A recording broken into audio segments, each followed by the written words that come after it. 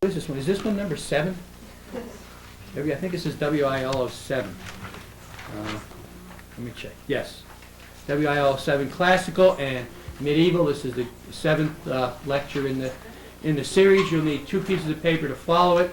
The first is the one with all the characteristics of classical and medieval on it.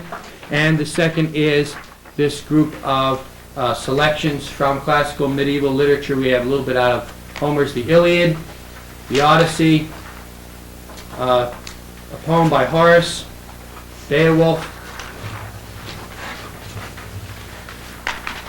Morte d'Arthur by Malory, and what else is in there? Oh yes, The Song of Roland is also in it.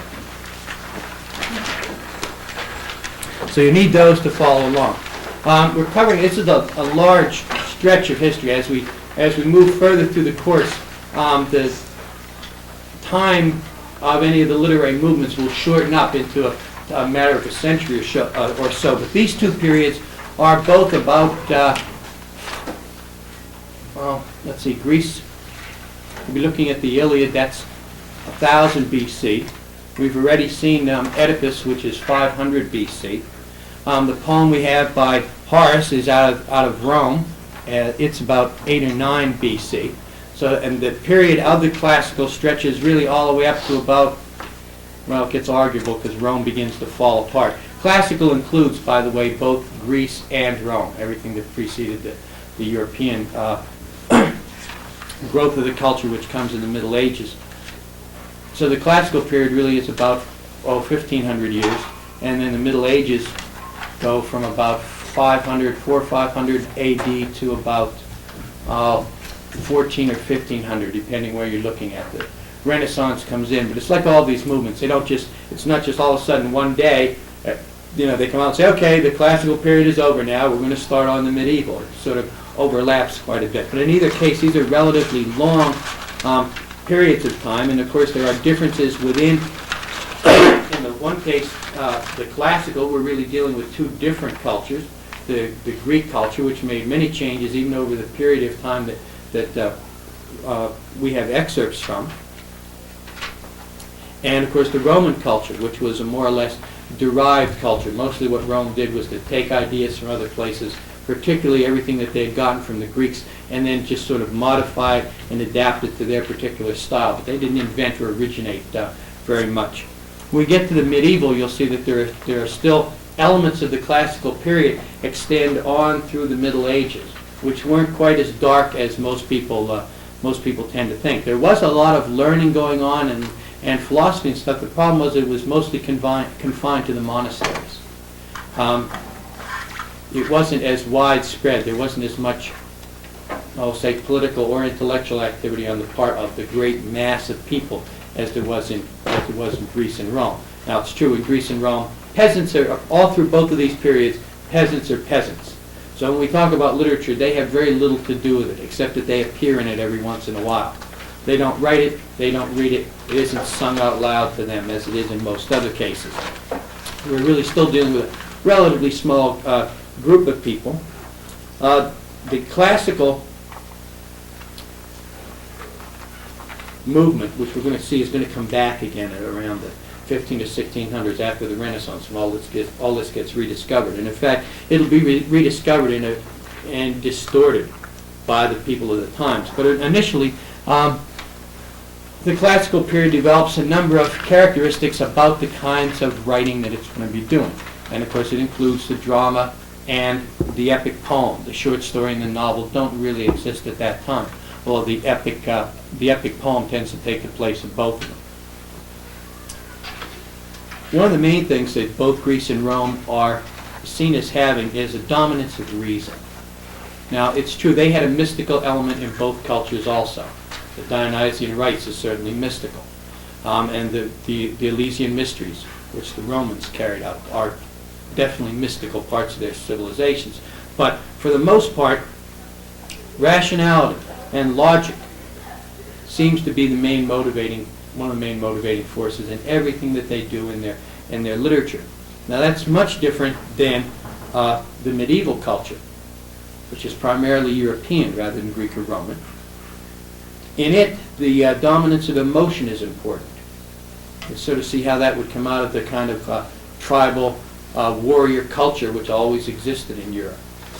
The more emotional people are, the more they can get psyched, the better warriors they are generally. So naturally, emotion is going to have a great deal of importance in that kind of a culture.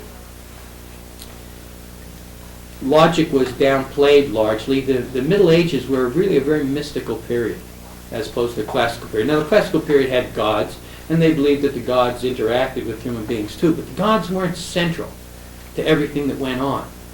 In the medieval period, God was central. The whole idea of a world permeated by, in this case, a single supreme being was something that was part of everybody's life in the Middle Ages.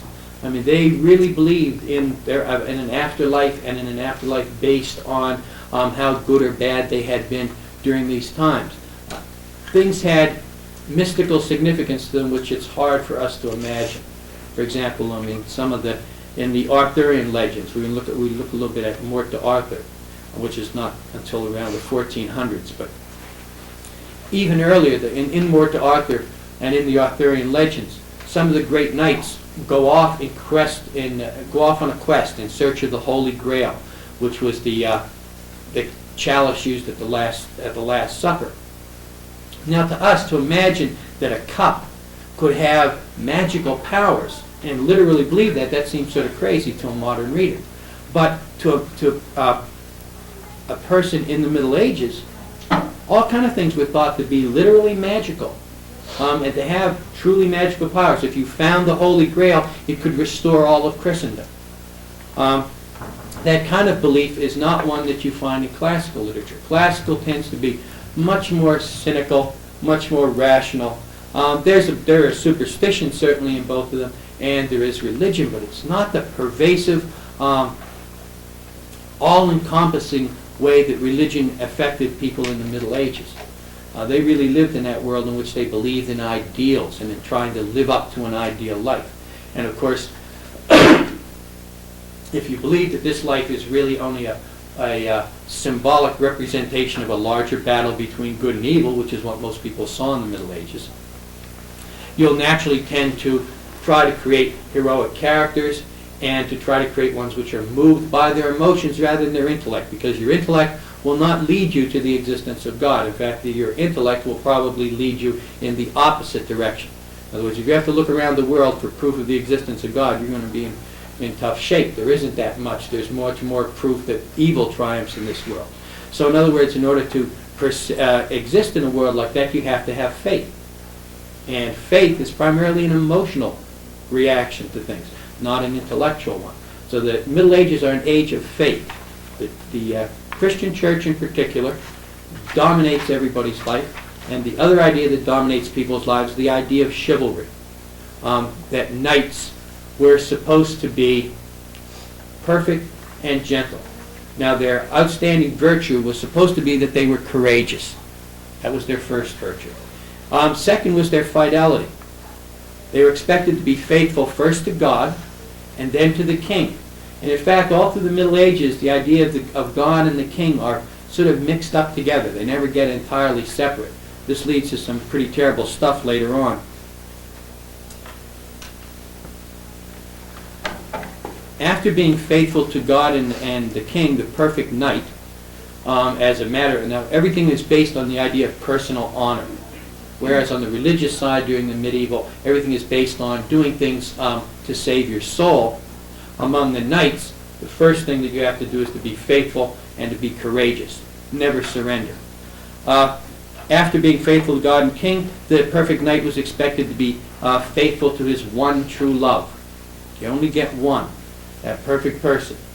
And quite often after the knight and his lady had declared their love for one another, and they may not necessarily have consummated that love. They may not get to bed, but once they pledge it to one another, they have to be faithful to each other thereafter, no matter what. Quite often they swear secrecy, swear their lover to secrecy, and then nobody is to know that they're really more or less engaged forever.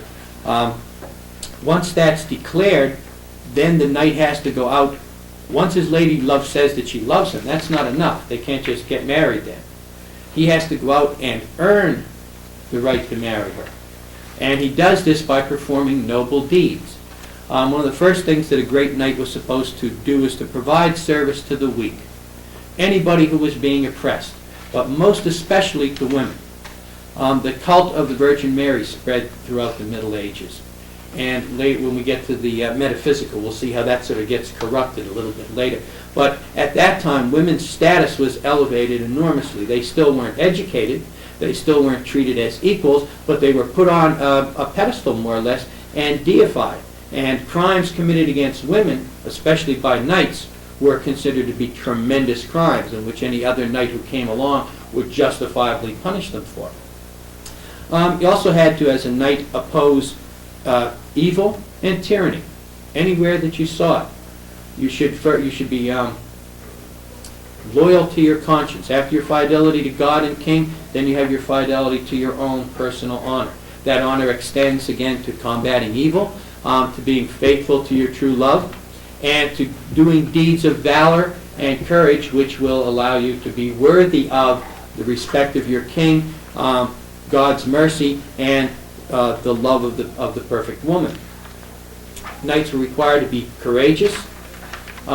Skill at arms, the ability to fight, the ability to kill people was considered important. And of course, personal strength was important. But all of these overlaid the principles of personal honor. The knight was also required to be honest, just, and merciful. And in all of these cases, he could allow, this is what makes him the perfect knight, and what makes chivalry different than other warrior classes. In other philosophies and other cultures built around warriors, the warrior really can do anything he wants. He's not responsible to any set code. All he has to do is be the bravest and kill the most people. That puts him up at the top. But under chivalry, he has to have the strength to be merciful. In other words, he's supposed to be a godlike knight. Supreme power and justice, and also supreme mercy on the other side. Naturally, these kinds of characters who were chivalric, who fit in the mold of chivalry, tended to be the people about which most of the writing in the Middle Ages was done. It's different from the writing that's done in classical times, which of course also covers a lot of fighting and a lot of heroes and so on, but they're not responsible for living up to this code that the knights in the Middle Ages are. Greece early on in its culture is certainly a warlike culture. The Greeks are fighting all the time. However, within their culture, and even later within the culture of the Romans, who certainly were warriors, I mean, they expanded their empire by force of military arms. Nevertheless, within both of those cultures, high as the warrior ranked, the statesman ranked higher. In a sense, Greece and Rome and the classical tradition represents diplomacy rather than force of arms. The Middle Ages, it's all force of arms. We have an excerpt from the Iliad. And in the Iliad, we have, of course, the fight to take Troy, and then it's followed, of course, by the Odyssey, in which Odysseus, or Ulysses, takes 20 years to get home because Poseidon, the god of the sea, is angry at him. That whole, to see the difference between the two cultures, that's probably a good place to look, is at the Iliad. Ulysses is the hero of it, and Ulysses is the hero only partly because he's brave. Ulysses is really admired primarily for his craftiness. If Ulysses were in a medieval epic, he wouldn't be the hero. He would be the villain, because he lies all of the time. Greeks thought that was great. I mean, Ulysses, if he washes up somewhere, he never gives his right name. He doesn't tell people where he's really from. You know, he continually lies, and that's his great strong point. Everybody believes him. He even lies to even cons the goddesses in a couple places in the story. He would not be a hero in the medieval romance, though, because again, he's not honest and fair and just. Troy falls to the Greeks because Ulysses gets the idea to build a wooden horse, to put men inside it, to give the gift of the wooden horse to the Trojans, and then, of course, to withdraw. The horse gets taken inside the city. At night, that soldiers who are hidden in the horse come out, open the gates, and Troy gets sacked. Middle Ages would have looked upon that as reprehensible. I mean, these people didn't win because of their courage. They didn't win because of their honor. They won because they lied. So to the Middle Ages, those people, the people who are heroes in the classical tradition, would have been villains in the medieval tradition because of that emphasis on honesty and forthrightness. To a medieval person, you're supposed to go up to, if you're really a great hero, you should be able to walk up to your enemy and say, I'm going to kill you if you don't do what I tell you to do. That's perfectly, of course, that's perfectly all right, but it's straightforward. You can't sneak up on him, you can't lie to him, you can't trick him into some kind of an ambush. That's dishonorable. So most of the stuff that gets looked up to in the classical tradition would be looked down in the medieval tradition. But again, the medieval tradition is based on that idea of emotion. The classical tradition emphasizes intellect. So when you say to them, well, Ulysses didn't go up and call out the strongest of the Trojans and fight him. Instead, he used manipulation and so on. They would have said, well, of course he did. He used his intellect. That's what makes him heroic. He thinks better than anybody else. He was smarter than the Trojans. That's why it's justifiable that he beat them. So you can see how their emphasis on reason creates a different set of values than we have later on in the Middle Ages, where the emphasis is on emotion.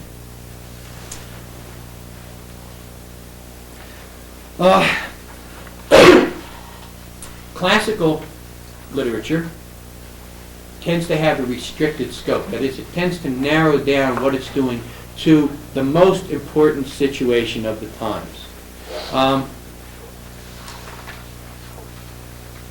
Even the Iliad, which is about the Trojan War, really only takes a very short period of time. Out of the 10 years that war was fought, the whole of the Iliad is really only about, it's less than a year that all of the things happen. In fact, it's probably even less than that. It's a relatively short period of time. They felt that if you focused in, of course you can see this going all the way back to that two sides of the brain again, that rational approach, limiting and narrowing the focus so that you can understand all of the details and so on. They tended to narrow the focus. Even in Oedipus, which is much later. Notice how there are no extraneous things in there. Everything goes towards the conflict between Oedipus and the gods. Creon comes in and acts as an antagonist, but we don't have any subplots. We never see Creon getting together outside the place talking to Tiresias. We don't know where Creon goes when he's off stage. We don't know what his own personal motivations are politically and so on. There aren't any subplots. The classical tradition tends to strip away all the extraneous stuff and to focus right in on the single most important event. Middle Ages tends to bounce around a lot more. Anything that happens can be symbolic.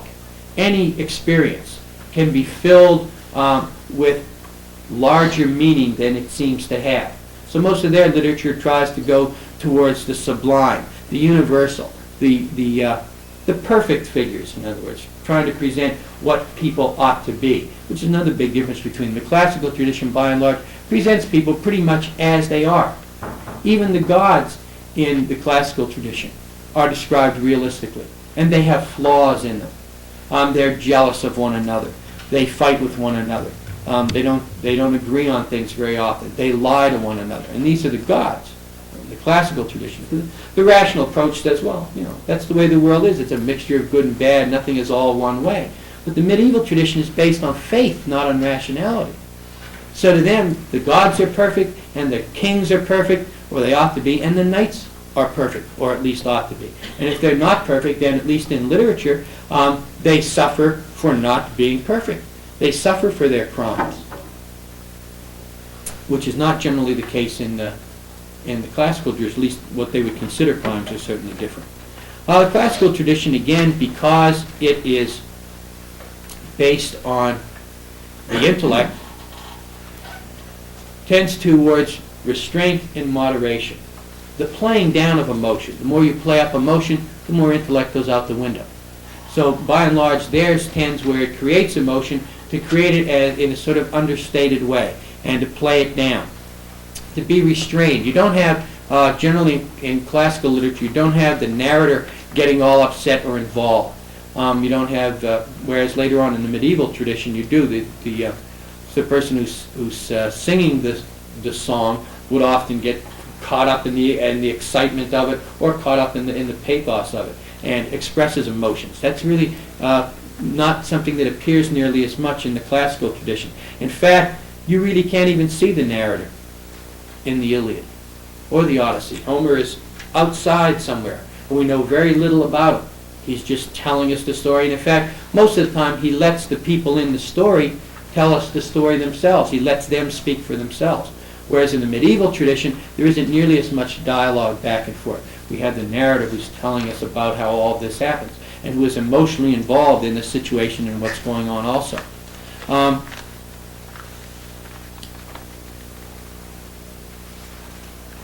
The classical tradition, again, is part of that carrying away of the unessentials. Also emphasizes a simplicity of form, certain rules for how a poem ought to be constructed. Certain rules, as we've seen already, for example, for the way a speech ought to be constructed, 5 parts to it and so on. But the form is still basically simple. In the medieval period, form gets more and more, 2 things happen. One, form just falls apart entirely. And the other is the form gets more and more and more intricate. If you remember back to when we did poetry, and we did John Donne's song, how he kept changing the rhyme scheme, rhyming every other line, and then 2 lines in a row, and then 3 lines, and changing it back and forth. That's a pretty intricate pattern, a pretty intricate form.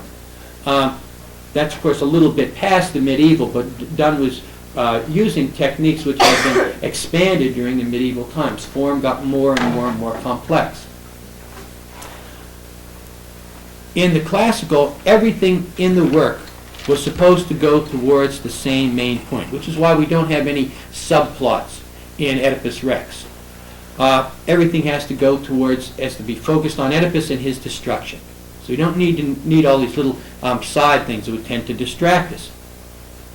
On the other hand, beside being intricate, the medieval is much more interested in the spontaneous.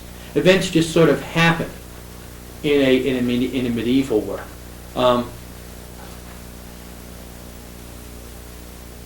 This hero has adventures, but the adventures are not necessarily chronologically connected. In other words, the only thing that really connects them is that one happens after the other, but it doesn't have to happen after the other. He could have met the giant before he met the dragon. It doesn't really matter.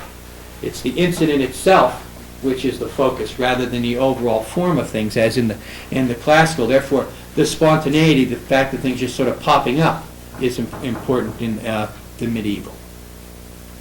Another importance you can see there, number 6, clarity. The classical writers wanted to be understood. They aimed at the intellect. Well, if your main point is to engage the intellect, then your objective has to be to make what you're saying understandable. It's thinking that you're trying to create, not emotion. If, on the other hand, you're trying to create emotion, then clarity isn't nearly that important. People understanding all of the ramifications of a situation isn't what's crucial. What's crucial is how much emotion can you churn up, more or less, in them. So the medieval tries to aim at people's sensitivity. It doesn't necessarily want them to understand, but it does want them to feel. Large portions of the medieval world, as I had said, are mystical. The religious ceremonies is what binds them together. Now, these religious ceremonies, a lot of costume, a lot of ritual, people doing things in exactly the same way, and coming in at a different time in the ritual and so on. But the rituals were carried out in Latin. Nobody understood what was being said. Everybody felt, though, the emotion of this great ceremony that's being carried on. They felt the ritual, they didn't understand the ritual. So naturally then in their literature they didn't mind too much not understanding, but they did mind if the literature didn't stir them up, didn't make them feel something. And another point under the classical is this idea of balance. Everything should be equal on both sides of a given plane. Part of that comes from the bilateral construction of the body. There's an arm on each side, there's a leg on each side, there's an eye on each side, and so on. And the mouth sits right in the middle, as does the nose, and so on. From this idea of human proportion, the Greeks developed the idea that, and applied it to their architecture. If they've got 4 columns on this side, they've got 4 columns on that side. If at the end of the frieze there's some little carved flowers over here, there's got to be some carved flowers over there. Everything has to balance out. Form, again, is important. Form is something that the intellect appreciates. Form is not something that the emotions seize on. So this idea of having things balanced, that even within a work, for example, the length devoted to any given part ought to be long or short, depending on the importance of the thing. This is another idea of balance. Important things get a little bit more attention than less important things. But overall, the work should have an equality on both sides of it. The medievals stressed innovation a lot more than that. They liked new stories. They liked to hear the old stuff that they had heard. All of the romances were really divided up. The poet came in and would sing the romances accompanied by a lyre to people at the banquets in the castle. Now this is a little bit later on in the Middle Ages. If you go further back to Beowulf's time, the castles weren't the big stone fortresses they were. They generally had maybe one stone tower and the rest of them was pretty much wood. In those cases, the poet came in and sang primarily to the men assembled. The women were there for the first part, but then once they started passing the mead bowl around, the women discreetly retired. Because mead is a very strong drink, and the Vikings had a tendency to get drunk as they were listening to the poetry, and then if at the end they didn't applaud, they tended to fight with one another. So it was a good thing for the women to have gotten out of there early. But you were allowed within that to make some innovations in terms of the style of the work, to bring in subplots. Remember, in the classical tradition, everything has to go towards the main point, but in the medieval, you can go off on tangents. You can bring in little sub-stories into the story that you're telling, and that's perfectly okay, as long as they generate some emotion and make people feel something, as long as they're interesting. Classical usually has a rational, sequential approach to things, an organization, which if it goes chronologically, it goes towards an end which is already established in the beginning. Like in the tragedy. We know from the beginning Oedipus is going to be destroyed, and everything moves right towards Oedipus' destruction. In the medieval, things are connected by association. It goes back to that right and left side of the brain again. Medieval tends to be a much more right hemisphered approach to things. If you have something based on sequential logic, it will follow through pretty much chronologically and in that main flow, as I mentioned before. But if things are connected associationally, then anything that happens can lead into anything else that happens to pop into the poet's head. He doesn't have to stick to his point and go right towards the main thing that he's doing. Whatever associations happen in his mind may lead him off onto things that had happened before, things that happen outside of the story that aren't even necessarily connected with the main characters. As long as they're interesting stuff and as long as he can maintain that chain of associations, the medieval poet is okay. He's not going to have much trouble with his audience. Chasteness of style. When we looked at Oedipus, notice how the words are brief. We don't have a whole lot of long, flowery statements, especially when they're going back and forth. We have the stichomythia in particular. Sparseness of words. No more an economy of words. Because economy was a big thing in the classical tradition. Using only everything in the work has to belong there. All has to go to the same point, all the way down to the choice of words. And so therefore the fewer words and the more precise your words are, as far as the classical tradition is concerned, the better off you are. On the other hand, the medieval tends to be flamboyant, very colorful. Exaggeration, a lot more hyperbole. Understatement tends to be a classical approach. Overstatement tends to be something you'd see more in the medieval. For example, in the Song of Roland.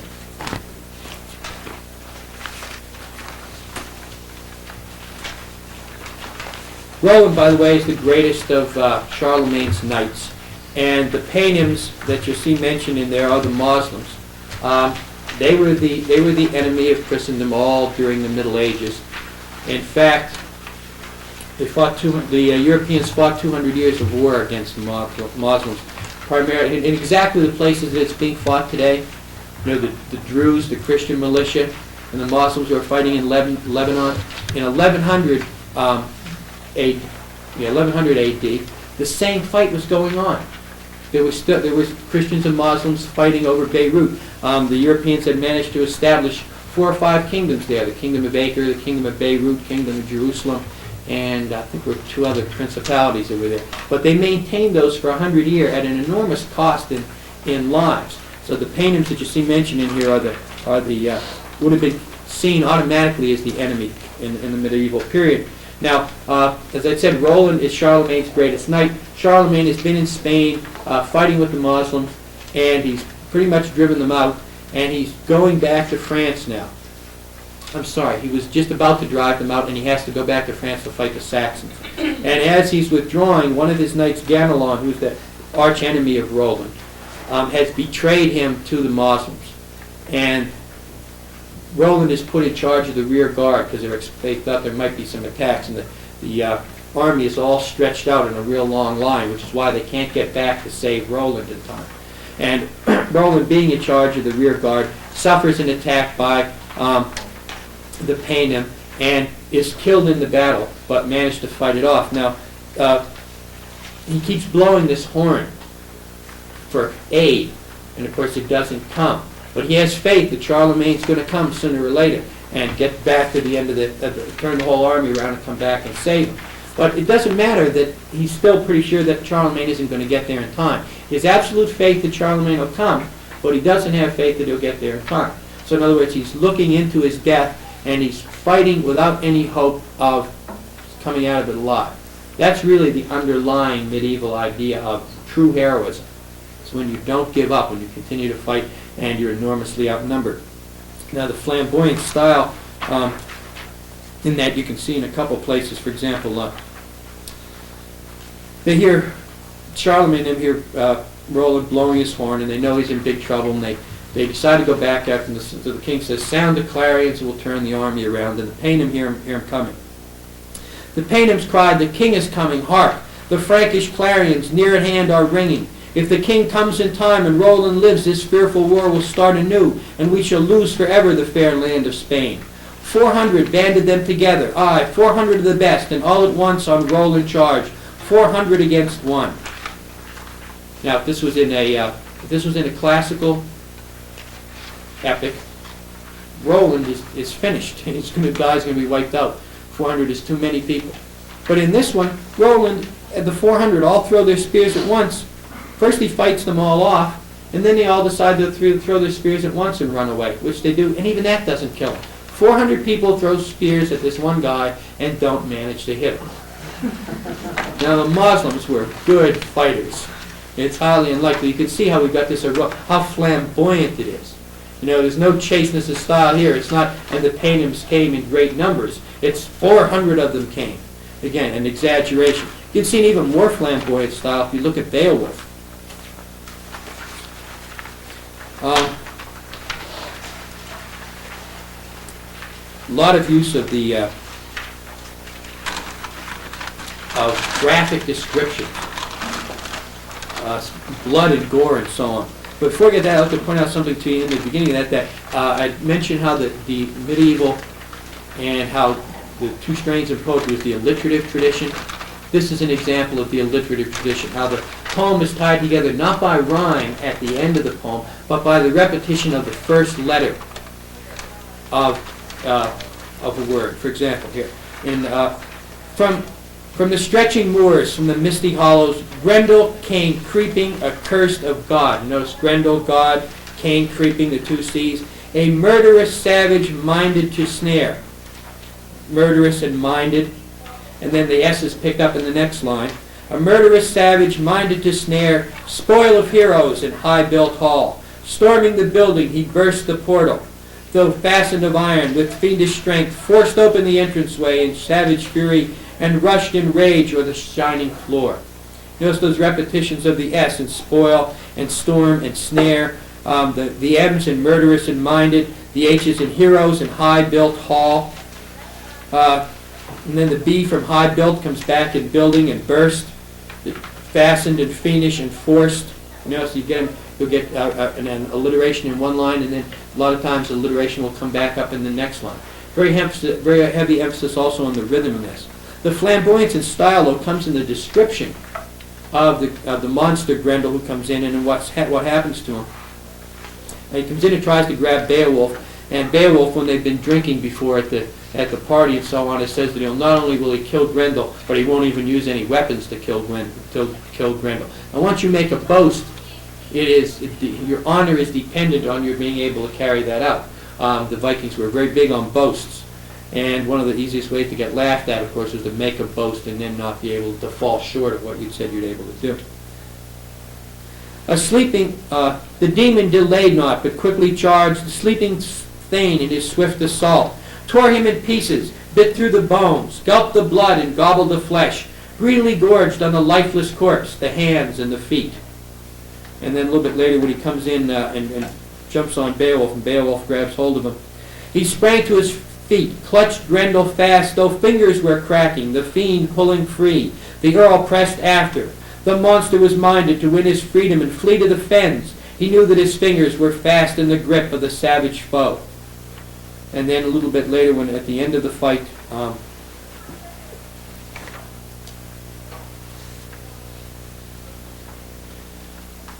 the monster made to the home of the fiends, then he who had wrought such wrongs on men with grim delight as he warred with God, soon found that his strength was feeble and failing in the crushing hold of Hygelac Thane. Each loathed the other while life should last. There Grendel suffered a grievous hurt, a wound in the shoulder, gaping and wide, sinews snapped and bone joints broke. No, that's pretty flamboyant. It's not just, and then he hurt Grendel and Grendel ran away. We have to get the sinews snapping and the joints and the fingers breaking. And when he eats the guy, you notice he even eats his feet. And that's the flamboyance. That's that Middle Ages emphasis on sensation and trying to stir up the emotions. The fact that Grendel comes in and eats somebody is pretty terrifying anyway. But if we stretch it out and show him even eating up the guy's feet, I mean, that's a real monster. Anybody with any class at all wouldn't eat the feet of your enemy. So we have that flamboyant kind of style. Now, much different, much more elevated style in the classical epic. First of all, you don't even start off with just a simple narration. You can't even start without appealing to the gods. Notice that other one had a real strong beat to it. Now, the rhythm of things generates emotion. Most people like songs, but really can't tell you the lyrics to them except for the refrain. What's likable about the song is the music, is the rhythm that's underlying it. And of course, the Middle Ages, again, they're very high on emotion, so naturally they emphasize that use of rhythm. It's emphasized much less in the Iliad. And the diction is elevated too. You notice we're not going for the gory details in this one. Sing goddess, the anger of Peleus' son Achilles, and its devastation, which put pains thousandfold upon the Achaeans, hurled in their multitudes to the house of Hades strong souls of heroes, but gave their bodies to the delicate feasting of dogs, of all birds, and the will of Zeus was accomplished since that time when first there stood in the vision of conflict Atreus' son, lord of men, and brilliant Achilles. What god was it then set them together in bitter collision? Zeus' son, and Letos, Apollo, who in anger at the king drove the foul pestilence along the host, and the people perished, since Atreus' son had dishonored Chryses, priest of Apollo, when he came beside the fast ships of the Achaeans to ransom back his daughter, carrying gifts beyond count, and holding in his hands, wound on a staff of gold, the ribbons of Apollo, who strikes from afar. There's a much more elevated tone to that. First of all, bringing in the gods. We don't see any of the gods brought in Beowulf. I mean, the Vikings had their gods, but we don't see them interfering in things. Whereas the gods here are addressed, and in fact, you can see the intellectual nature also. The first thing that comes here is a question. What god was it then set them together in bitter condition? And the rest of the story is going to go on to answer that question. In other words, the focus of The Iliad is towards answering questions and giving us an understanding of what went on, what the Trojan War was all about, how it affected people, how it affected the world. Beowulf, nobody really much cares about the overall picture or of understanding what's going on. Nobody really cares where Grendel came from, for that matter. The important thing is that there's a monster there and there's a hero to fight the monster. And the hero shows courage and destroys the monster. Good triumphs over evil. That's what it's all about in the Middle Ages. In classical times, good doesn't always triumph. Even the people who are seen as the good guys and heroes of the story have a lot of flaws in them. The gods even have flaws. We have a much more intellectual approach, and in fact, to a large extent, a much more cynical approach as well. The classical also emphasized self-control. It's an intellectual approach, so it doesn't like the emotions. Being carried away with your story is not something that the Greeks would have prized. The poet should be able to step back and make judgments about what's going on, explain what's going on, rather than just give you the action, which is what the medieval does. Medieval tend also to emphasize self-expression, the individual person. Now that seems kind of strange because in the Middle Ages everything was part of a hierarchy.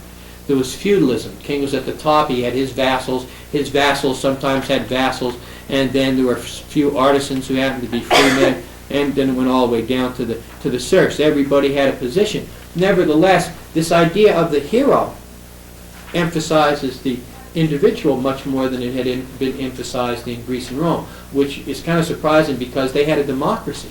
They had a place where everybody, or at least all the rich, got to vote and express their opinions. The Middle Ages didn't, and yet the Middle Ages seemed to emphasize the individual a lot more than the classical does, especially in terms of the poet himself. The poet Homer, you just don't see him in the Iliad, whereas quite often you can see the singer, the poet who's in the medieval romances. Decorum, in number 11, means that only those things that ought to be in the work can be in there. For example, if you're having a tragedy, if you're doing a tragedy and the main impact is on the destruction of this more or less likable character, you can't go off on a tangent and have some comic relief in there.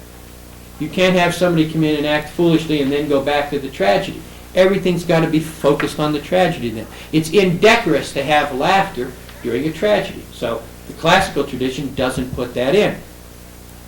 The medieval, on the other hand, doesn't have that much of it has a sense of honor, but its sense of decorum is much broader than that of the classical. The rules aren't nearly as strict and so on. And their main emphasis is on the impact of what's written, not on its form. Intellect, of course, naturally lends itself to form. So being decorous isn't that important. What's important to the medieval writer is that when you're finished, everybody is crying about the hero having died, or about the love affair that didn't get consummated, or everybody is happy because the villains have all been punished. It's not really the case in the classical tradition. The emotional response is less important than the intellectual response, and the intellectual response has to have rules, and that's where decorum comes in. Things can only be in the poem or in literature if they are of a certain value or of a certain type. And of course, the last characteristic comparison between the two is that idea of their relationship to nature. Nature encompassed all things in the physical world. Now, the Greeks did have two versions of the physical world, which got mentioned in that right and left brain within their tradition. One is, of course, the Aristotelian, which says that the real world is all there is. That's realism. Realism says the physical world is all there is. We can know everything we want to know about the physical world by going out and looking at it. The Aristotle's opposite half was Plato. Plato said the physical world isn't the real world. The real world exists outside the physical world, a world of ideal and perfect forms. This world, remember, is a distorted reflection of that ideal. So now the Aristotle's version gets greater emphasis in the classical tradition. So nature is seen as being out there and real, and the job of the poet is to go out and describe nature as it is. A realistic portrayal of life, as you can see in the parentheses there. Now the medieval is a mystical tradition. It really comes out of Plato's side that says this world, the physical world, isn't the real world. The physical world is a symbolic world. It's a distorted reflection of the battle between good and evil, between God and Satan. And for that reason, they saw nature as really the leftover of Eden, the ideal. And their description of it was not meant to be exactly as it was, but to get at the symbolic meaning that was behind all of nature. So the Greeks just went, when the Greeks saw a tree, they described the tree, and the Romans with them. Whatever the Greeks did, the Romans did. They didn't do much on their own. Whereas the medieval wouldn't describe a tree, but would describe the effect of the tree and how the tree represents God's creation and how the tree is really symbolic of the great tree in Eden. So for them, when they saw a tree, it wasn't a tree. It was more than a tree. The Greeks were always trying to reduce the tree to a tree. So they had a greater emphasis then on trying to write things down as they were, and the medieval wasn't so much trying to describe the world as it was, but to describe the world as it meant, which is much different than what it is. To the Greeks, to the classical tradition, what it is what it means. For the medieval, there's always something else beyond it. I mean, if God isn't in it, then the devil is in it. And if the angels aren't there, I mean, the Middle Ages literally believed in angels interfering and coming down, and not often into the world. You didn't see them all that often, but people saw divine figures often enough for it to be acceptable. And they also, of course, they also saw fairies and gremlins and dwarves and all kinds of other things too. So that doesn't, of course, it doesn't necessarily mean they're not there. We may be condemned to see what we expect to see, and the tradition that you're born into conditions you to see certain things. Now, the epic and the lyric, just like the two traditions from Aristotle and Plato, existed within classicism. Within the classical tradition, there is both an epic and a lyric form. Now, the epic, as you can see there, has much different characteristics than the lyric. The difference between, now both of those also exist in the Middle Ages. The difference between them is that the Middle Ages had a greater emphasis on the lyric than the classical tradition had. For them, the epic was the most important thing you could write. To the Middle Ages, the epic was important, but anything which expressed the individual poet was also accepted. If we look at the two different types of, there are two different types of poem, and in fact, what you have there, the Iliad and the Odyssey are classical epics, and Beowulf and Morte d'Arthur and the Song of Roland are medieval epics. The two lyrics that we have there, we have a Roman lyric by Horace, and we have two medieval lyrics, which come in two kinds, the religious and the secular. Now, in the epic poem is thousands or hundreds or thousands of lines long. It's a whole book. It's really a novel in verse. It tends to be objective. You can see in the Iliad there, at least in the classical tradition, the classical epic, the poet is outside. He is presenting things as they are, a realistic portrayal of nature. The emphasis in the epic is generally on the historical. Now, where it says the supernatural there, it doesn't really mean ghosts and demons. It means the intervention of the gods. In the epic, the gods play an active part. The part that they play is explained to us by the poet. The lyric, on the other hand, instead of being hundreds of lines long, is usually pretty short. There's no fixed length for a lyric. There's no minimum length. Initially, the word lyric comes from a singer with a lyre, a harp. And of course, the lyre goes all the way back to the Greek tradition, so you can see that the lyric, of course, was there as well.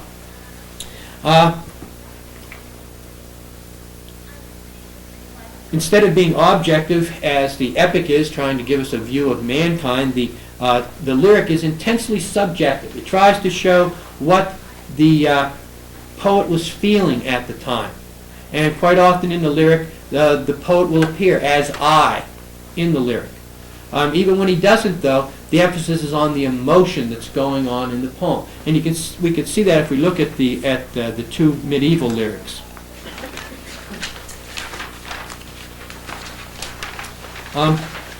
First, look at the religious lyric, which is the last one that we have. There's three versions of it there. The middle one is the way it would have appeared in Middle English. And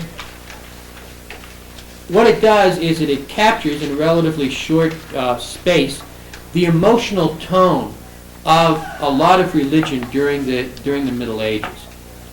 That tone, because it's a mystical view of the world, the religious mystical view of the world in the Middle Ages, said essentially that this world is not important.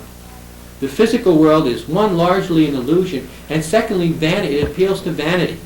The physical world ought to be discounted as often as possible because it distracts the person from preparing their soul for the afterlife, which is the real world. Remember, the real world is out there. The ideal is the real in the Middle Ages. So they were continually concerned with death.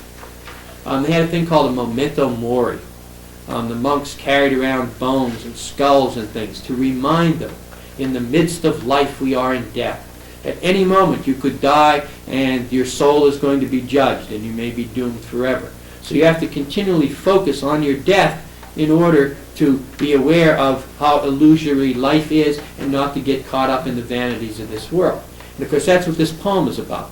It asks that one question which would have been asked over and over of people in the Middle Ages, which is, what good is this world going to do you when this world is at an end, when you die? I mean, in the Middle Ages, the world was a temporary place. Christ was coming back again, and the world was going to be destroyed. What good is the world then? What good is it if you, to them, even if you succeed in every other way and get every kind of wealth and pleasure that you might want out of the world, what good does that do if you lose your immortal soul? And of course, that's what the poem is trying to bring out, this idea that death is there all the time and that what you store up in this life is not going to help you in death. The only thing that will help you is good deeds, is having lived properly. When the turf is thy tower, that is, when the ground, the turf, is your castle, when that's where you live, in the ground, and thy pit, the grave, is your bower, sleeping place, or a place surrounded by, the bower was also a place surrounded by flowers where people laid around, where lovers met, and so on. Thy skin and thy white throat, sullen worms will soon note. Heavy emphasis on the decay, physical decay of the body. Notice how they focus in on that thing about the worms are going to eat your beautiful body. The emphasis of that goes back to the idea of flamboyant style again. And then, of course, the question, what helpeth then all the world win? What good will it have done you to be rich and famous and powerful if you're going to be damned? If the grave is going to be the end of it for you. But you notice that the main focus here is on the emotion that's being involved. It's not on the intellectual approach. This isn't a treatise on theology.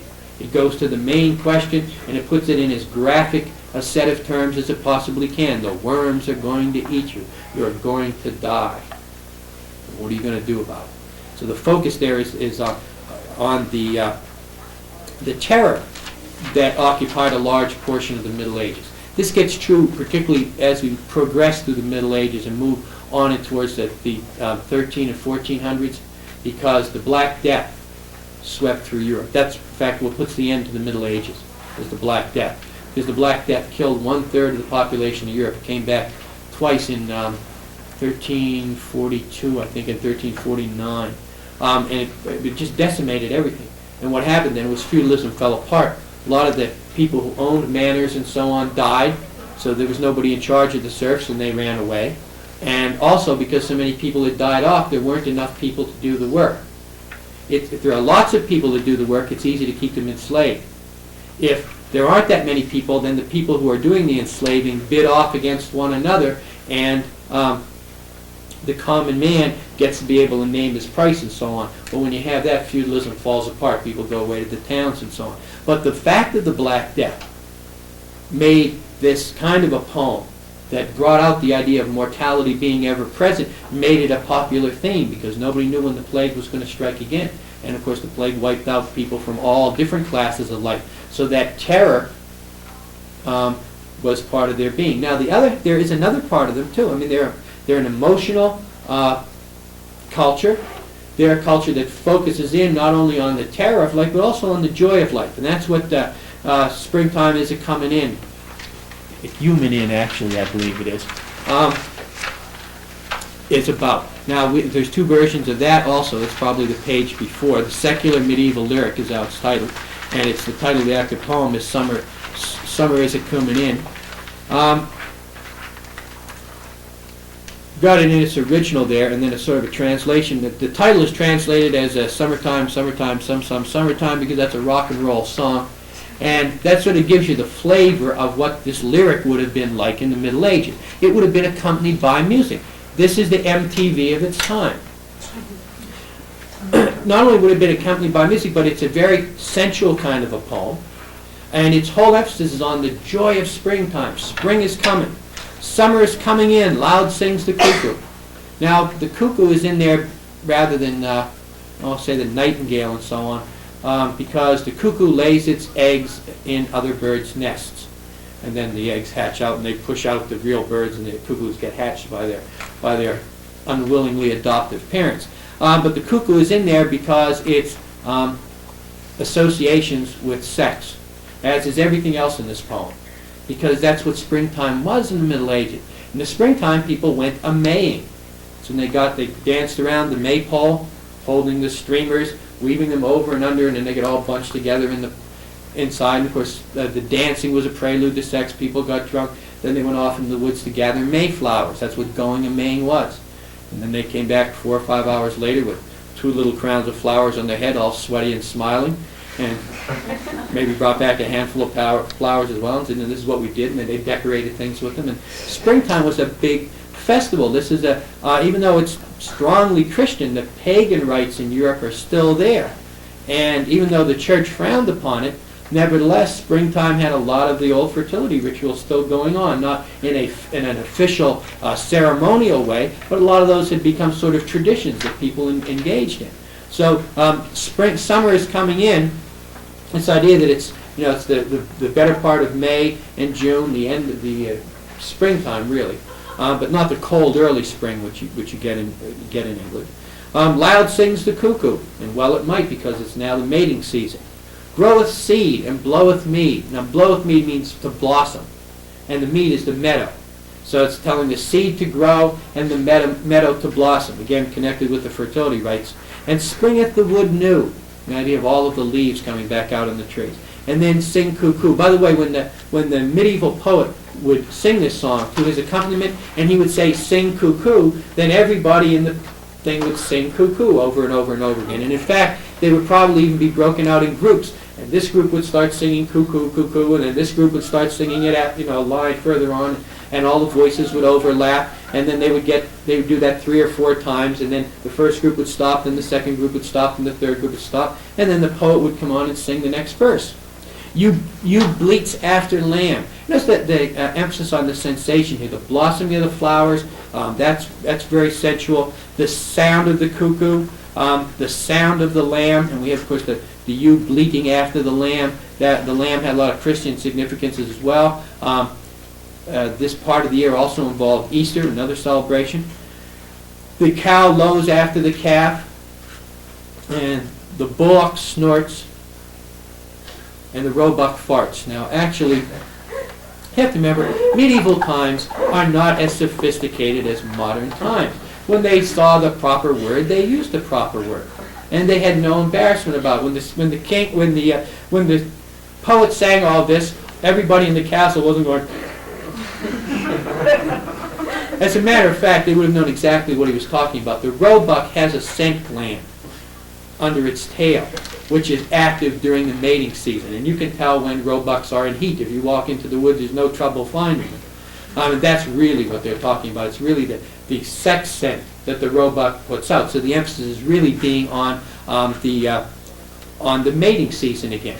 And of course, the bullock is snorting because he's the bull. The bull paws the ground before mating and so on. There are all these mating images that are being brought in. The joy of springtime, being in the world, love and sex as well. And then, of course, the last line, we have those repetitions. Sing cuckoo is really the poet more or less giving the people who are going to join in what it is they're supposed to sing. And then he plays the same chords over again, and they sing them, and probably maybe even in a round, and then of course they're finished. Now the important thing is this is again that emphasis on emotion, the joy of summertime and springtime, the attractiveness of the pleasures of this world. Even though the Middle Ages was focused on the world to come, nevertheless it didn't keep them from enjoying the world as it was. Some of those things would be indecorous if this were a classical lyric. The roebuck probably in particular. And maybe even the cuckoo. I don't know if they thought the cuckoo was really a good enough bird to be in there. It really should have been the robin or the dove. See, the dove is beautiful, and it's got a lot of good associations with it and so on, whereas the cuckoo is sort of a peasant bird. But the dove is a royal, or maybe even a hawk or a falcon probably would have been better. To compare that for a second, though, let's look at the classical lyric, which is a poem by Horace. Now here you have another poem about love and sex. But you'll notice that it hasn't got the heavy emphasis on emotion that we saw in the medieval lyric. It hasn't got the simplicity of style. The two medieval poems we looked at were very short. They were easy to understand, but stylistically they were simple. This poem, you see, is a lot more complex, a lot more sophisticated than Summers are coming in. Tibullus, pull yourself together. This, of course, is now one of the main functions of poetry in the classical tradition is to provide consolation. That is, to give you an intellectual reason for accepting situations which you couldn't change. A lot of classical poetry is about death, and the parts that are about love are usually not about passion so much as they are about being able to reconcile yourself with the attractions of the flesh and so on. And this is advice to a lovesick friend. Tibullus, pull yourself together. You mustn't make such heavy weather when women throw you over. All day you melt in songs of woe, merely because a younger beau is now Neaera's lover. The slender-browed Lycoris burns for Cyrus. Presto, Cyrus turns to court the peevish Julia. But Julia will no more abate her virgin pride than that is, whoever does make her abate her virgin pride, whoever makes her give up her virginity, will mate with wolves from wild Apulia. Thus Venus plays her grimmest joke. She loves to match beneath her yoke those who have least in common. And both in looks and character concocts the most unlikely pairs, no help from man or woman. Take my own case. I might have wooed a girl as fair as she was good, and here you see me slaving in utter bliss for Myrtilate, a slut more tetchy than the sea round southern headlands raving. Tell it as it is, don't they? But it's an intellectual approach. You know, he is doing exactly what he says. He's telling it as it is. He's giving the world as that's back to that classical, realistic description of life. And of course, it's a universal point. People do always generally end up with their opposites. People who turn off the lights when they come into a room and turn on the television invariably marry people who turn the lights off and the television on when they come in. And it's always that mixture of opposites. And of course, this is what he's talking about in this. But you notice that the emphasis here isn't on the sensuality. The emphasis is on getting an intellectual approach, a consolation for. He's consoling his friend for having been thrown over. His friend's girlfriend has another lover now. But he's consoling him. It's an intellectual emphasis rather than a sensual one. The emotion here is not what's important. What's important here is triumphing over the emotion, looking around at the world, recognizing what the world is all about. There are a number of other characteristics here which make this. Trying to find where I got them from. Oh, under that elements of the classical tradition, which is, since this is a lyric, it won't be up under the other one. First of all, the idea of the dominance of reason. This is a satire. It's a Horatian satire, though. Naturally, Horace wrote it. That's who it gets named for. It contrasts with Juvenalian satire.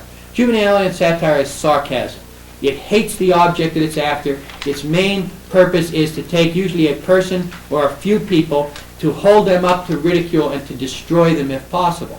Horatian satire, on the other hand, looks at the follies and the weaknesses of humankind and laughs at them. Says, isn't that the way it is? It isn't angry with its subject. It doesn't hate its subject. It doesn't want to do its subject damage. It merely wants to point that up and to satirize it. It is a ridiculous thing. It does deserve to be laughed at, but it doesn't deserve to be hated or destroyed. And of course, the satire in here is the same way. It's not an angry satire. It's just sort of a laughing at human beings. Isn't that the way human beings are? They always want the person who's worst for them, and so on. Second thing that's particularly classical about it is in that restricted scope, the strict adherence to form.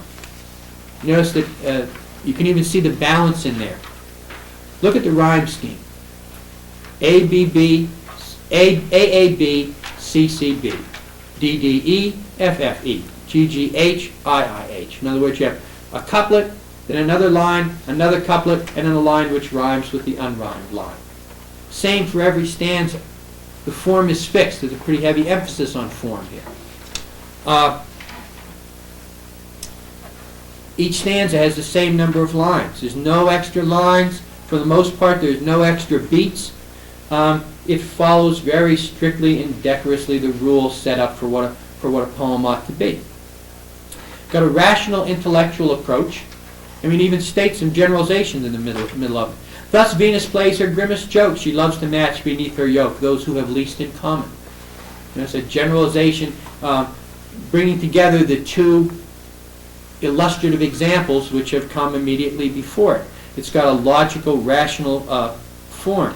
And again, of course, it's aimed at consolation. That would be another thing that would make it classical. The form, even though it's very strict, is pretty simple. 2 lines and a spare line, 2 lines and a line to rhyme with the spare line. That's not a real complex form. You'll see later on some forms in which the first line, let's say I have a 12-line stanza, and the first and the last line rhyme, and the second and the next to last, and the third. Not anything which you would pick out instantly looking at the poem. But you don't have to look at this poem very long before you can see exactly how it's meant to be laid out. Everything in the poem, it's understandable. You can understand it right from the beginning. You don't need to go through it 2 or 3 times to figure out what it meant. Again, classical tried to be clear so people would understand what it was saying. Balance, which again the rhyme scheme shows a balance. If we've got one line unrhymed, we've got to find something to rhyme it with later. We can't just leave it hanging out there. The style is rhetorical, presents the problem, gives some examples of the problem, creates a generalization, and then applies it to himself as well. It's got almost the form of an essay. The irony is, it's ironic, but it's not, again, sarcastic. The poet is somewhat aloof. He's suffering, but we don't get any real feeling for his suffering. It's almost as if he's laughing at himself for being in love with Myrtilé. That aloofness from the poem, that objectivity, something that's particularly classical. And the number 10 is also part of the narrator, the poet laughing at his own suffering. That's self-control. He's suffering from being in love with this woman, but it's not carrying him away. It's not. Later on, we'll eventually see poems about in which suffering is the only thing in the poem. How much the poet misses whoever it is he's writing the poem to, and his suffering is the main focus. It's not the case in this at all. The main focus here is the poet's understanding of his suffering, not the suffering itself.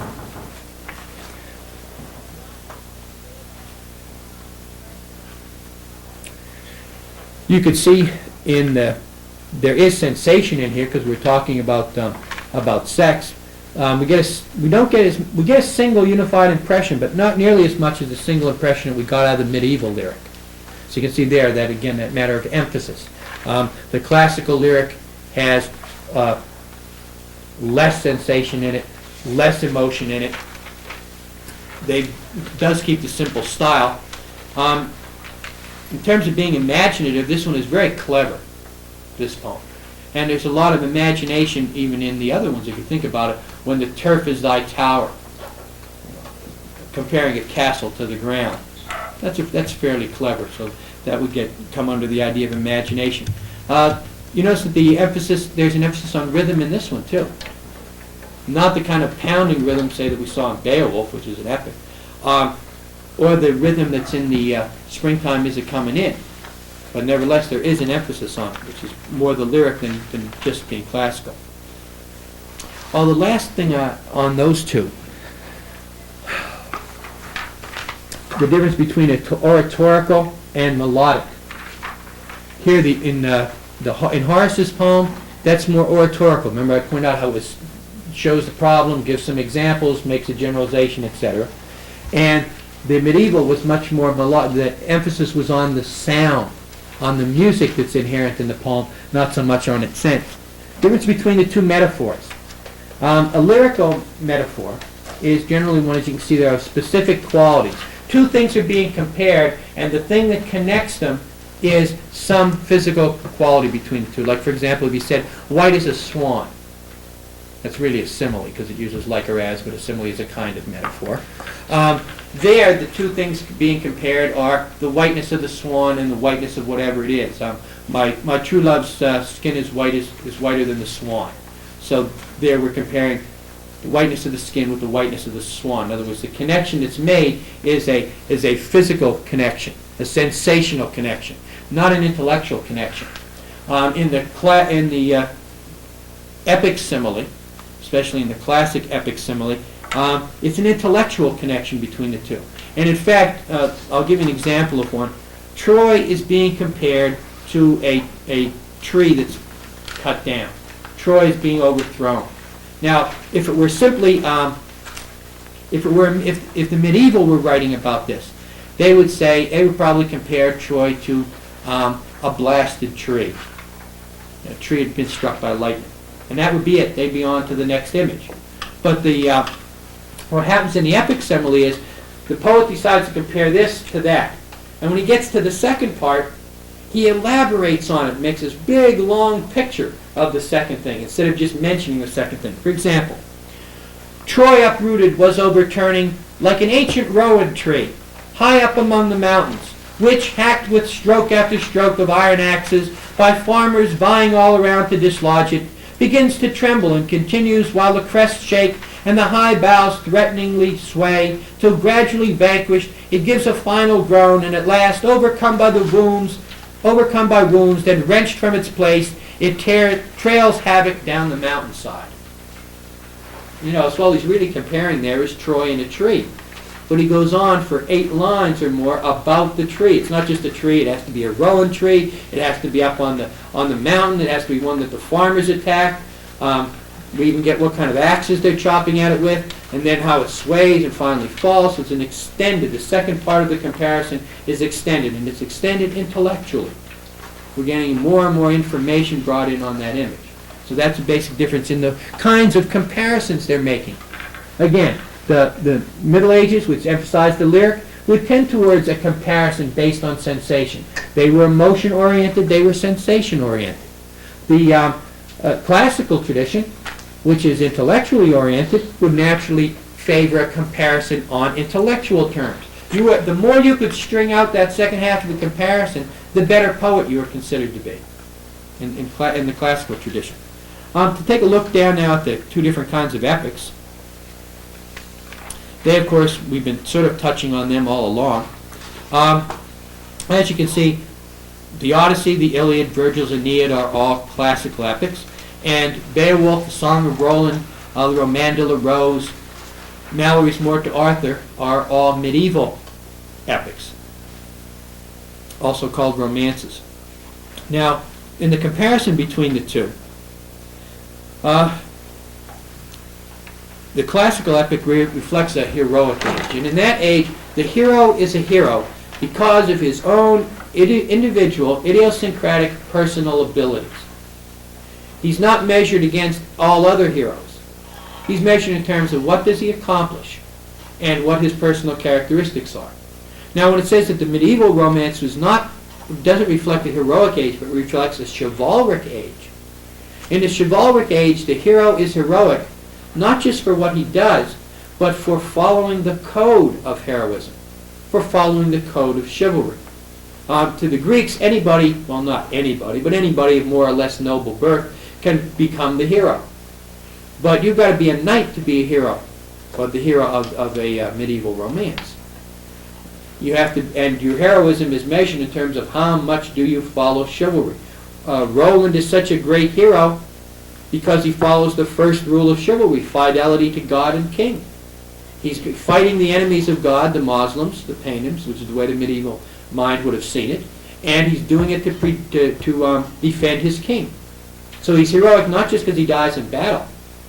In classical terms, Roland might have been a hero because he fights off 400 people. To the Middle Ages, that's heroic, but what's really heroic is the fact that he sacrifices himself for everybody else, for the king and for country. Again, the medieval epic emphasizes the qualities of chivalry, and the hero has to reflect them. In the classic, the hero only is more or less, it's his adventures we're interested in, it's his personal response to those adventures. That's the main focus. The classical epic tends to have weight and solidity. The classical epic, the Iliad, it's about a war and the ramifications of that war, how that war affected people. It's a very serious subject. Beowulf isn't all that serious a subject. One of Beowulf's cousins has got a monster coming to his mead hall and tearing up his servants. It goes on for 9 years, by the way. Beowulf doesn't show up. Grendel comes in and rips up 30 thanes and then goes out again. He keeps coming back for 9 years whenever he gets hungry. And it's 9 years before Beowulf goes, oh, this is my kinsman. I'll go and defend him now. So it's not the...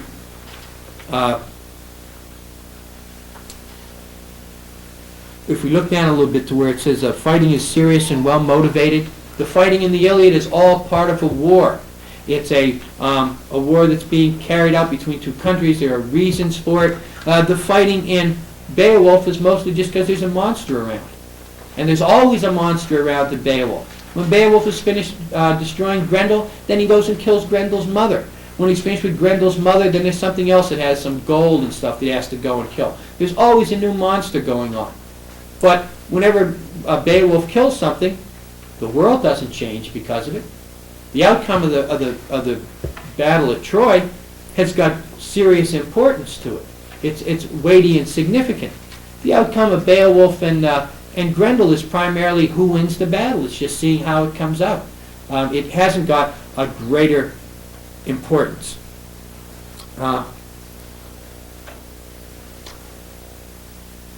In place of having this weight and solidity and problems of the real world, you notice that the medieval romance has mystery and fantasy.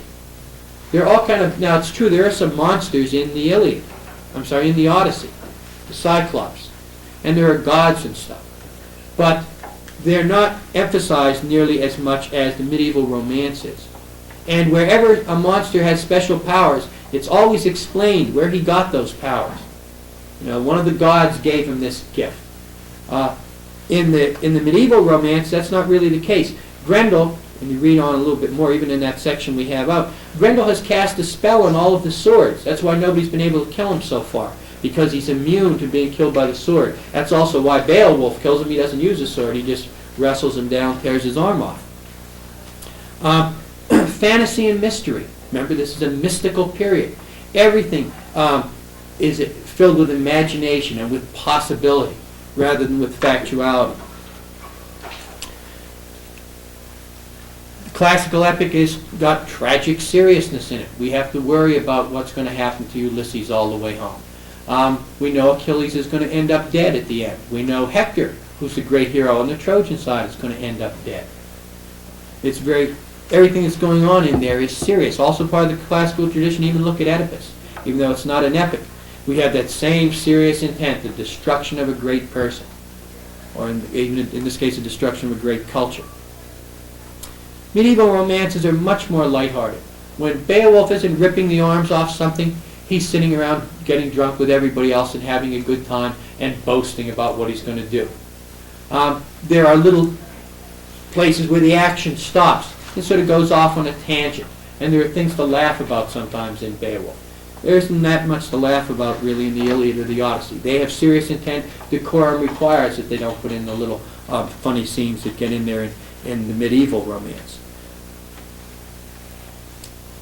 The hero in the classical tale, aims at high achievement. The heroes are generally in conflict with the gods. Even though they don't always win, they struggle.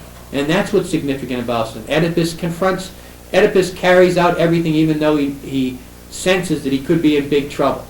Well, that's heroic. He's pitted against the gods, and the gods destroy him, and that's what tragedy is all about.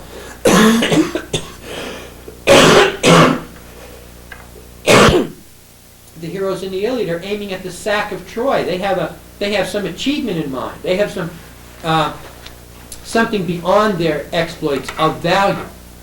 But in the medieval romance, it's the exploits themselves that are important. The series of adventures. What we care about in the medieval romance is what's coming up next. What's going to happen next. Not an awful lot of what does it all mean.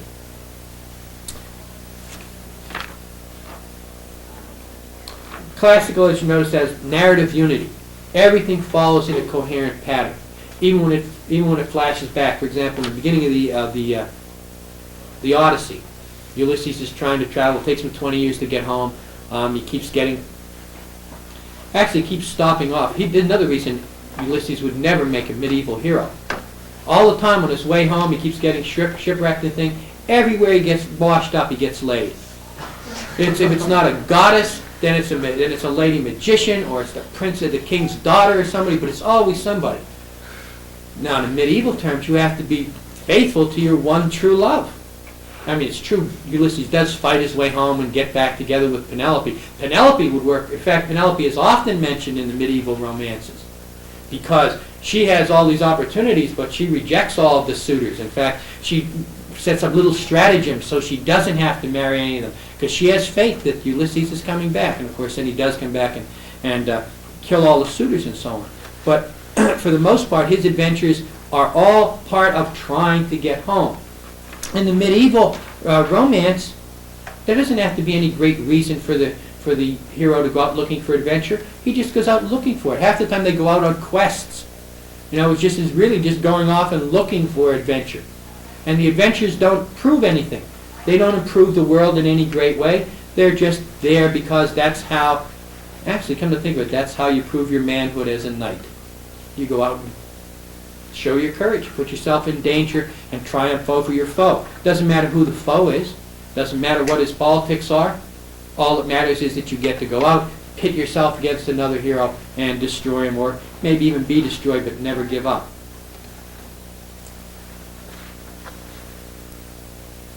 Which is why, of course, they're loosely constructed. If the focus is on adventures, then one adventure can come after another. They don't have to lead logically into one another, the way things lead into one another in the Iliad. In the classical epic, love is absent. It's not a main focus. Sure, the Greeks are there trying to get back Helen, who ran off with Paris.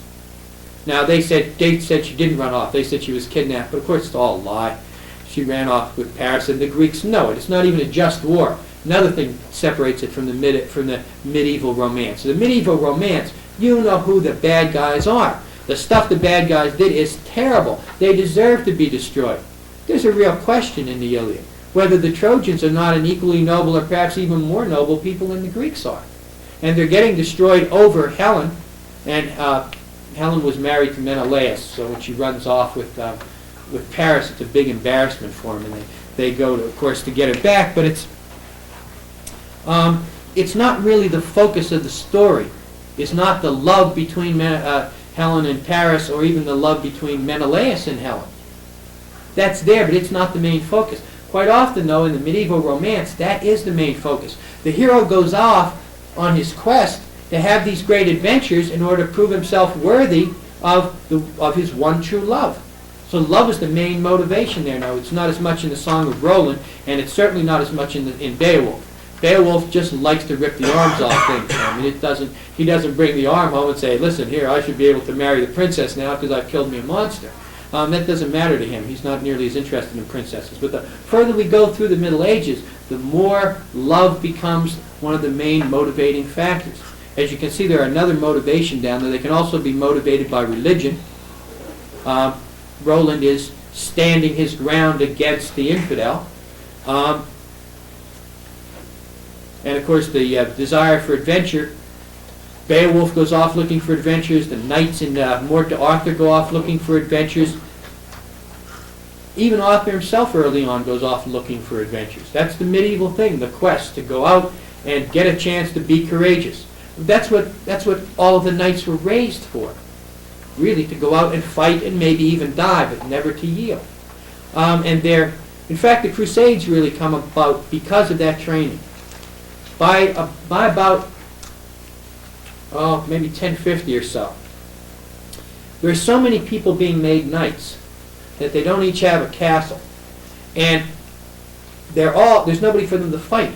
So they're running around all over Europe, kicking the peasants around, and the kings and the little nobles are fighting with one another continuously. Because there are people, if you train somebody for 25 years to do some killing, and then you don't let them do any killing, they get very frustrated. So they're fighting all the time, and there's a lot of carnage being wrought all throughout Europe, and Pope Urban I comes up with the perfect solution to it. He says, we got too many knights running around here with nobody to kill. Well, find them somebody to kill. The infidel, the Muslims, hold the holy city of Jerusalem, God's holy city. We'll take it back again. And that allows us to ship out all of our rowdy knights and let them, if they're going to kill somebody anyway, because that's what they're trained for, let them go kill the Muslims. And so for 200 years, that's how Europe got rid of its excess knights. They just sent them off on the Crusades. And it was a great benefit for Europe, because it not only got rid of a lot of bloodthirsty knights, but a lot of gold came back and a lot of goods. So they made a real profit on it anyway. So it all sort of turned out pretty good for them. They went off motivated by religion. Some of the medieval romances, now the early ones, of course, before the Crusades, but the ones after the Crusade, Richard the Lionhearted becomes one of the main characters in the romance after that. Oh, also in the Arthurian legend, love is important. Guinevere, the love between Guinevere and Lancelot, which causes the whole kingdom to fall apart, is a central issue even in Morte Arthur.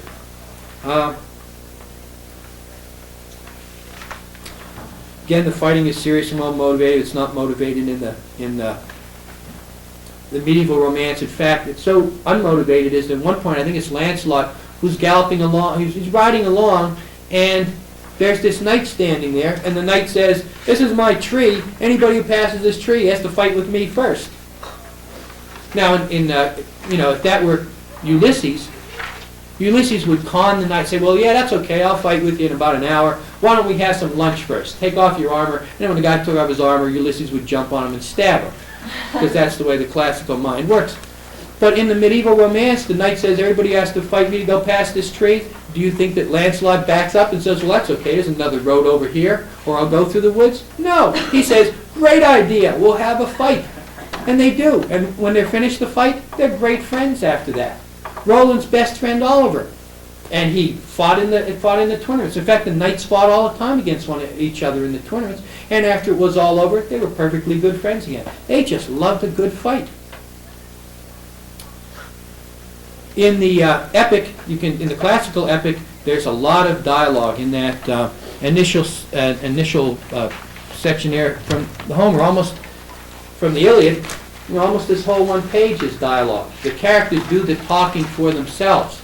They're more often narrated in the medieval romance.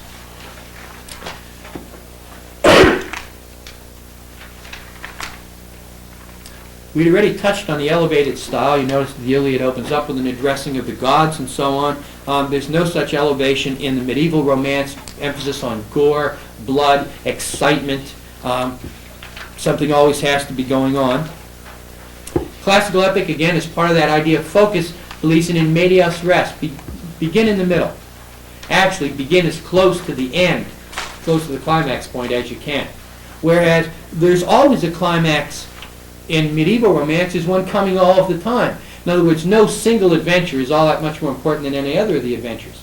So you don't have to start in the middle, because each individual event is more or less complete in itself, since the main interest is how the good guy finally kills off the bad guy, and how bloody and gory it is, and how much of a great description that the author can put down about them. So basically, that you can see that the differences between the two traditions is primarily one between the intellect on the one hand, the emotion on the other, between a rational, intellectual approach to the world and a mystical approach to the world. A realistic philosophy, which says the physical world is the only world, and an idealistic philosophy, which says that the world reflects the ideal world. The physical world reflects the ideal world. Pretty much the kinds of dichotomies that we saw all the way back in the beginning of the course, the differences between the right and left hemisphere of the brain. And these will continue.